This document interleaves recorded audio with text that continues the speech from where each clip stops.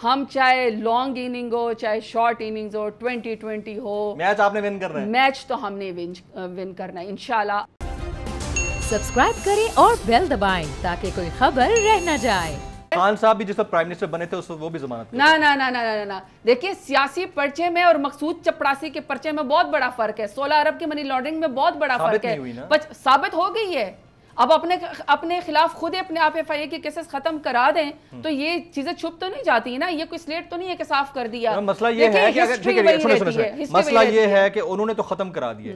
اب آپ لوگ بھی پارلیمان میں نہیں بیٹھے جو اس کو اپوز کر سکیں.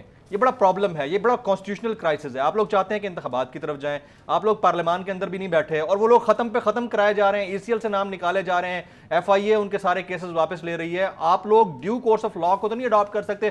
آپ باہر پبلک کے اندر بیٹھیں گے. پبلک نے تو نہیں کرنا نا, اداروں نے کرنا ہے. آپ وہاں ہیں دیکھیں میری بات سنیں. کتنی دیر یہ اپنے آپ کو خود ای سی ایل سے نکلوائیں گے. کتنی دیر اپنے آپ کو یہ این آر او دیں گے. کتنی دیر یہ امپورٹڈ حکمرانوں کو ہمارے سر کے اوپر مسلط کریں گے. کتنی دیر یہ مزید کرپشن کریں گے. آخر کار عوام نے اپنی طاقت کا مظاہرہ کرنا ہے. الیکشن ہونا ہے. الیکشن انیویٹیبل ہے. ہو ہی نہیں سکتا کہ ان دا اینڈ آپ الیکشن نہ کروائیں. اگر تو یہ چاہتے ہیں کہ یہ ملک صحیح سمت میں چلے تو پھر مقابلہ کرے نا. عدالت جو لگے گی وہ میدان جو ہے وہ ووٹ ہے. آئے نا عوام کے سامنے. اگر ووٹ ہوتا ہے اور اسی الیکشن کمشنر جن کے بارے میں کل پریس کانفرنس میں خان صاحب یہ کہہ گئے کہ ہمیں اعتماد نہیں ہے الیکشن کمشنر کے اوپر اور ایون الیکشن کمیشن کے اوپر, اگر اسی الیکشن کمشنر کے انڈر انتخابات ہوتے ہیں, ارلی الیکشنز ہوتے ہیں, آپ لوگ نتائج کو تسلیم کریں گے؟ دیکھیے میری بات سنیں جمیل, جب اس وقت ہم لوگ پرائم منسٹر عمران خان نے جب اسمبلیاں توڑی تھی نا تو اس وقت یہی کہا تھا کہ الیکشن کروائیں. ٹھیک ہے نا. لیکن یہ جو کانٹیکٹ ہے نا وہ اداروں کا نظر آتا ہے لوگوں کو کہ آپ کس طرح چیزوں کی تشریح کرتے ہیں. آپ کا ایک جو یارڈ سٹک ہے وہ کسی ایک پارٹی کے لیے کیا ہے, دوسرے کے لیے آپ کیا ہے, وہ آپ کا بائسڈ نظر آتا ہے. دیکھیں ان دا اینڈ جو بھی اس ملک کے واچر ہیں, جو اس ملک کو جو اس اسٹیٹ کے ساتھ ان اداروں کو یہ چیزیں اب نوٹس کرنی پڑے گی. وہ کہتے ہیں نا کہ خلق خدا کو نکارہ خدا سمجھو.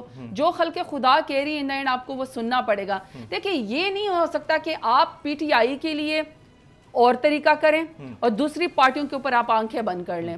آپ کو ڈسکا کے اندر جو ہے وہاں پہ فوگ نظر آنی شروع ہو جائے لیکن آپ کو یہ نظر آ جائے کہ آپ نے کس طرح لوگوں کو خریدا ہے, آپ بکسے کیسے لے کے بھاگ رہے ہیں. آپ کو یہ تو نظر آ جائے کہ یہاں پہ الیکشن جو ہے وہ جو اس وقت پارلیمان کے اندر تماشا ہوا ہے جو ہمارے ساتھ آپ نے کیا, آپ اس کو لیجیٹیمیسی دینا شروع کر دیں. لیکن دوسری طرف آرٹیکل 63A کے اوپر آپ لوگوں کو جنہوں نے ضمیر بیچا, جنہوں نے ضمیر فروشی کی, پاکستان تحریک انصاف کے نام پہ کے اوپر انہوں نے ووٹ لیا اور جا کے کسی اور کی گود میں جا کے بیچ دیا. سندھ ہاؤس کے اندر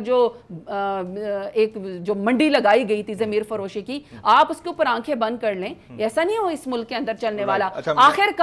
آخرکار سیاست کے, آخرکار چیس کے, آخرکار ٹیبل کے, آخرکار حکمرانی کے اصول طے ہوں گے. اگر کوئی یہ سمجھتا سب کے لیے ہوں گے اور اگر کوئی یہ سمجھتا کہ آج پاکستان تحریک انصاف کو آپ دیوار سے لگا دیں گے تو پھر آپ پاکستان کو دیوار سے لگا دیں گے.